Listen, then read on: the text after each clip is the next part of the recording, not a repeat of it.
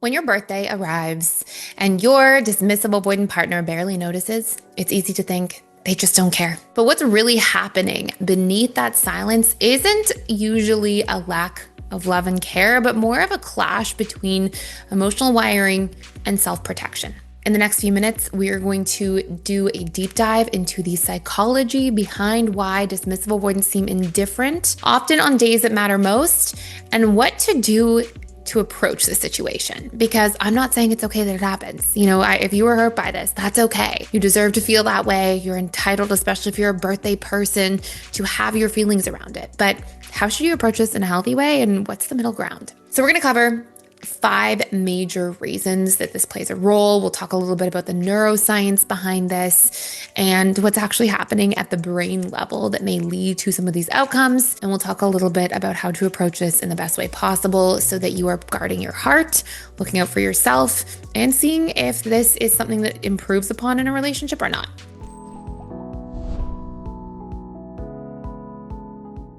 So here's number 1 of 5. Emotional intimacy, and most of you know this if you've watched this channel for a while, feels unsafe, even when it's positive. You see, dismissive avoidants themselves rarely had big emotional celebrations for their own birthdays growing up. And if they did, it usually caused them discomfort. Okay, so dismissive avoidance, because they usually had a childhood where there was emotional neglect, then even if there were events that seemed to represent not having somebody be neglected, but instead if they were in the spotlight. So let me hash this out for a second. Let's say you grew up, you were a dismissive avoidant, okay? And you did not have parents or family members who were attuned to your emotional needs. So what this means is that you felt this emotional disconnect, essentially, okay? And due to that emotional disconnect that you were feeling from these different individuals growing up, you learned, I have to suppress my emotions just to feel okay. And so you did. And then if there's themes that happen like once a year where you get a birthday party and everybody sings happy birthday to you and stares at you, that might be highly uncomfortable to a dismissive avoidant. So they are actively either disliking birthday celebrations the most because they feel uncomfortable, or they literally were wired, maybe they grew up without birthday celebrations or with very minimal effort and energy put into those things because they also had dismissive avoidant parents or parents who are really busy or emotionally unavailable. For any of those types of reasons or cases, they've learned that birthday celebrations are either meaningless or uncomfortable. So because they believe that, that then causes them to not be that interested in making them a big theme for you, okay? It doesn't mean that this is okay. I'm not saying, for those of you that are big birthday people, I'm not sitting here saying that they should just be this way and it's fine. We're going to talk about what to do at the end, I promise you. But this just essentially means that moments that require emotional closeness, such as birthdays or anniversaries, actually trigger that fear of dependency or discomfort.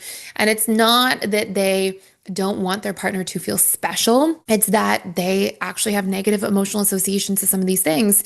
And so they have minimized how important these things are in their own mind and in their own life. And so of course, if you think that stubbing your toe isn't a big deal and somebody stubs their toe and you have a high pain tolerance, you're going to be like, oh, hope you're okay, but you're not going to think much about it. What we tend to think and perceive is what we tend to project onto others, where if somebody is very sensitive to stubbing their toe, it could be a different story, okay? Kind of a silly analogy, but hopefully it paints the picture. Number 2, dismissive avoidants often feel a sense of learned helplessness around these things. A lot of times, if they have a partner who loves birthdays, but there's somebody who literally doesn't have any experience celebrating birthdays or planning a party or an event, they often just get into a space of feeling learned helplessness, which essentially means they feel helpless about what to do. And when dismissive avoidants feel learned helplessness, they shut down. That's how they cope with it almost 100% of the time. So they actually just kind of freeze and retreat. And so if they're feeling like, I can tell this person wants a birthday party, but I don't know what that looks like or who to plan it with, I've never planned stuff like this, their go-to coping mechanism is often to diminish, what that means to somebody rather than to take the initiative to be a self-starter and be like, let me do some research on how birthday parties are fun for people and what that would look like.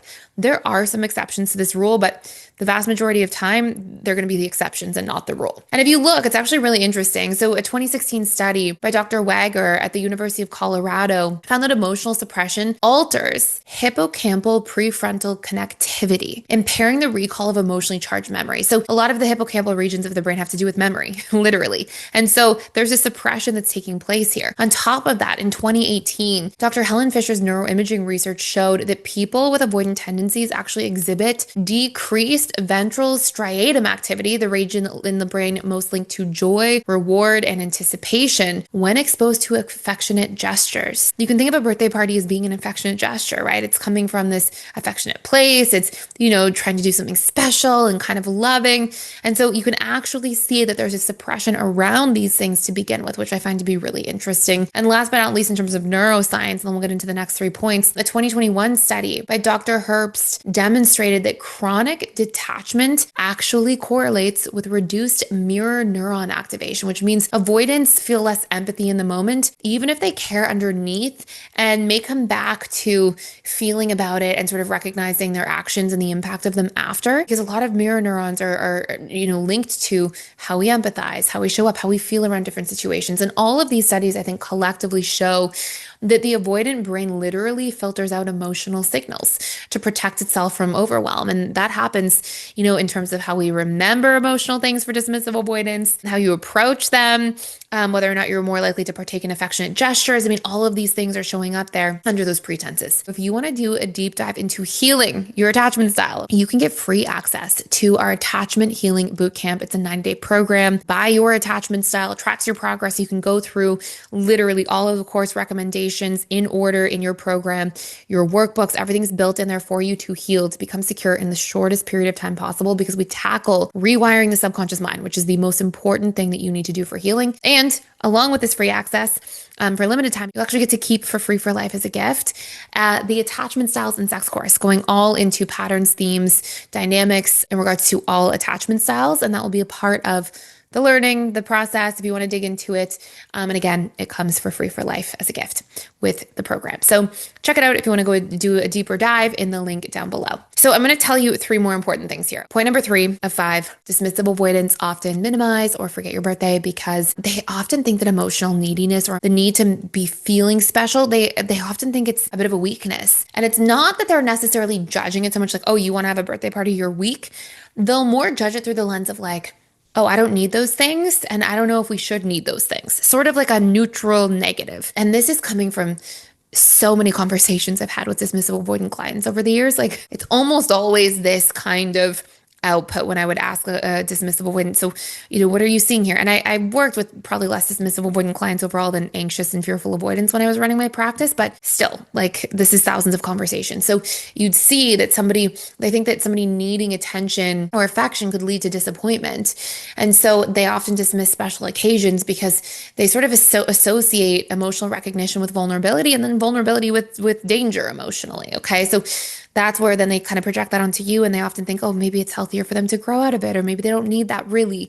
And so they'll minimize somebody else's needs without consciously recognizing that they're doing it.